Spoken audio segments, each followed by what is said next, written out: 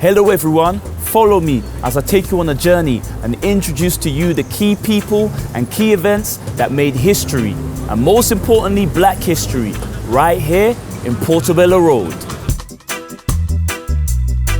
It's hard to believe that the road that I'm standing on more than 300 years ago was just a winding country path. This winding country path went by the name of Green's Lane. Here's a fun fact for you. The name Portobello actually came from a war that resided in the country of Panama, in the city of Portobello. The seeds of the war was planted when a captain of a British merchant ship who goes by the name of Robert Jenkins got his ear severed by a group of Spanish sailors, thus stemming the War of Jenkins' Ear.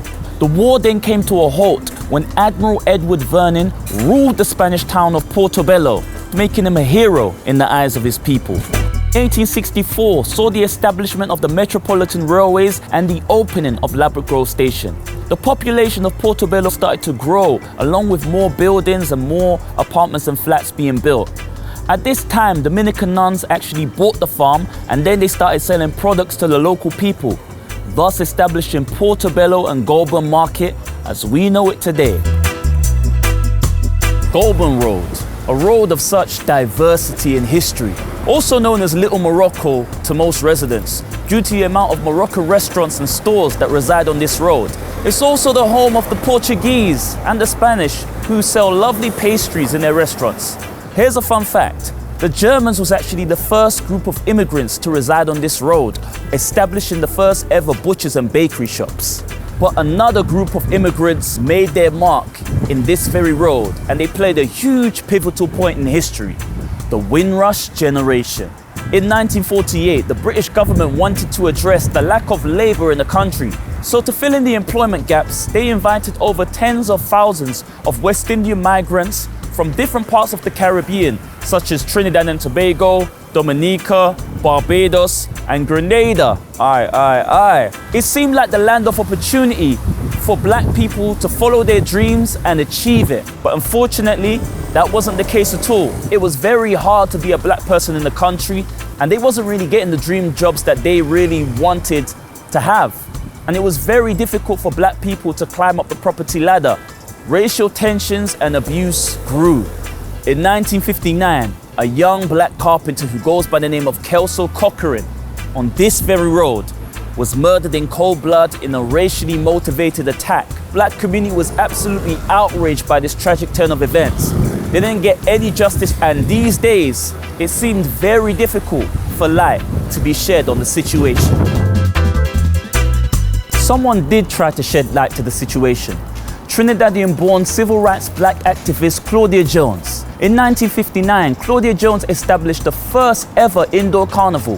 The indoor carnival was based in St. Pancras Town Hall. It sparked a lot of attention from peers and the BBC itself, broadcasting the events nationally. It also marked the first time where calypso artists from the Caribbean performed at her event.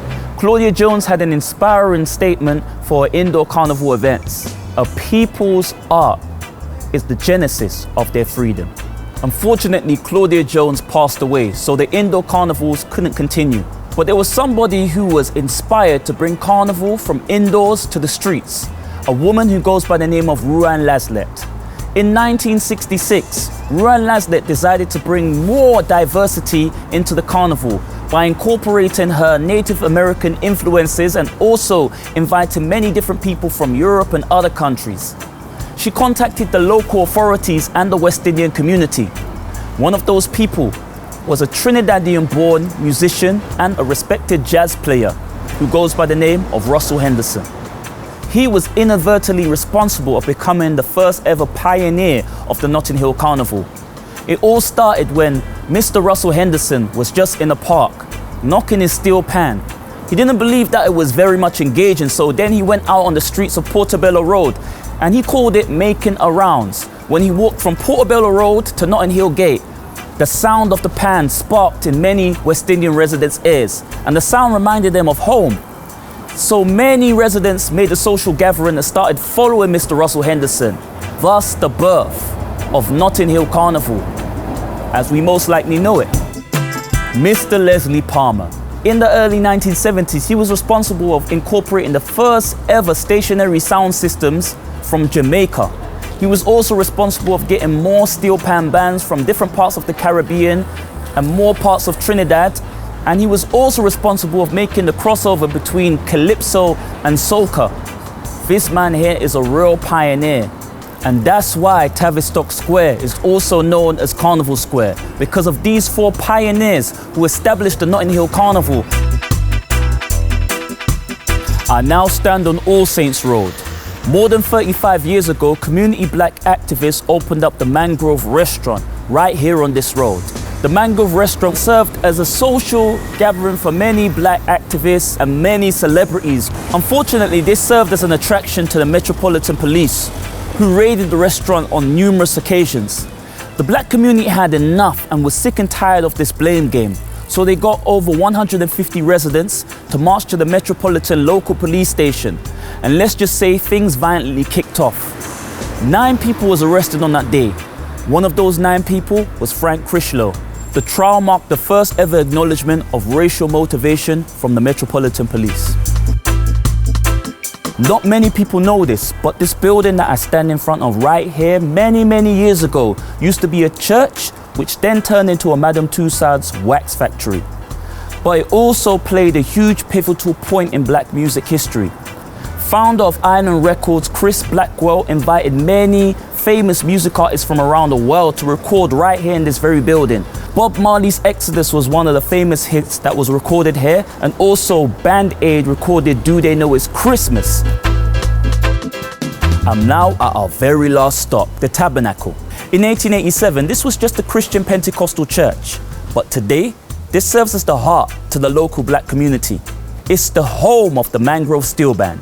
It's also the 26th year anniversary of the Portobello Dance School. It's also a place where you could come and socialize and learn more about history and enjoy yourself some lovely West Indian food. This place shows you can never take away the power from empowerment. So that about wraps it up for the Portobello Road Black History Walk. Thank you for watching, and you could pay a visit to the area to learn more.